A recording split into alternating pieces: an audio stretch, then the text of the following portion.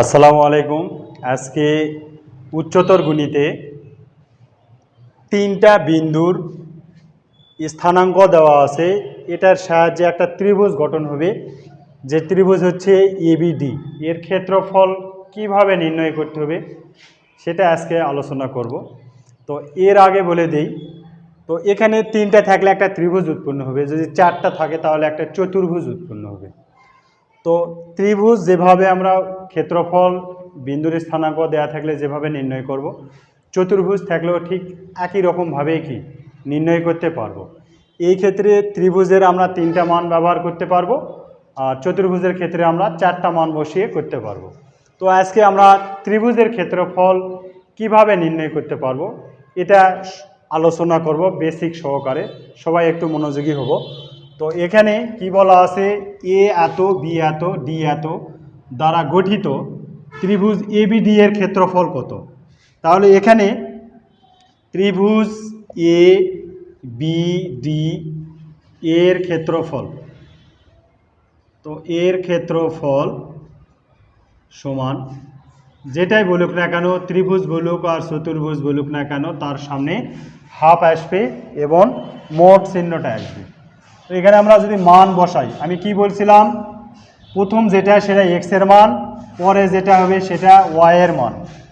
এটা এক্স এর মান, এটা হবে ওয়াই এর মান, এটা হবে এক্স এর মান, এটা হবে ওয়াই এর মান।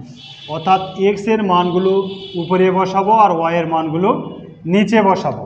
আমাদের তিনটা মান কি বসানো শেষ। এরপরে আমরা কি করব, প্রথম যে মানটা আমরা নিয়েছি এক্স ওয়াই, সেই মানটা আবার কি করব, আমরা শেষে দিব, দিয়ে আমরা মোটটাকে ক্লোজ করে দিব।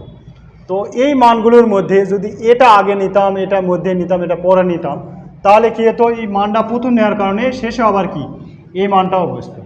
তো আরেকটু ক্লিয়ার করে বলি, প্রথমে যে এক্স ওয়াইয়ের মানটা নিব, শেষে আবার কি করব, এক্সট্রা আবার এক্স ওয়াই মানটা আবার অ্যাড করে নিব। তো এখানে হাফ যদি হয়, হাফ থেকে যাবে। তো এটা গুণ করার নিয়ম কি, এটা এরকম গুণ হবে আর এটা এর সাথে গুণ হবে, এটা এর সাথে, এটা এর সাথে, এটা এর সাথে, এটা এর সাথে, এরকমভাবে আমরা গুণ করব। তো আমরা এখানে যদি গুণ করি, 5 5 25 প্লাস 6 নং 54 প্লাস 8 দুগুণে কত 16, এখানে সূত্রের মাইনাস থাকবে। তাহলে এখানে 9 দুগুণে 18, 5 8 40, 5 6 30। তো এখানে হাফ আমরা যোগ করলে 25 54 আর 16, 25 54 আর 16 যদি আমরা যোগ করি তাহলে আসতেছে হচ্ছে 95 মাইনাস 18 40 38 70 18 88, তাহলে হবে 88। তো এখানে হাফ ইন্টু 95 থেকে 88 বিয়োগ করলে আমাদের থাকতেছে হচ্ছে 7, তাহলে 7/2। তো এখানে কোনো একক দেওয়া নাই, বর্গ সেমি নাই, সেন্টিমিটার নাই, কোনো কিছুই নাই, তাহলে এটা কি হবে, বর্গ একক। এতটুকু হলেই কি হয়ে যাবে, অ্যান্সার আমাদের হয়ে যাবে। তো এখন এখানে চতুর্ভুজ যদি থাকতো তাহলে 4টা মান নেওয়ার পরে আবার প্রথমটা কি করতাম, আমরা বসায় দিতাম। চতুর্ভুজেরও একটা ক্ষেত্রফলের অঙ্ক আমি আগামী ক্লাসে সবার সামনে তুলে ধরব।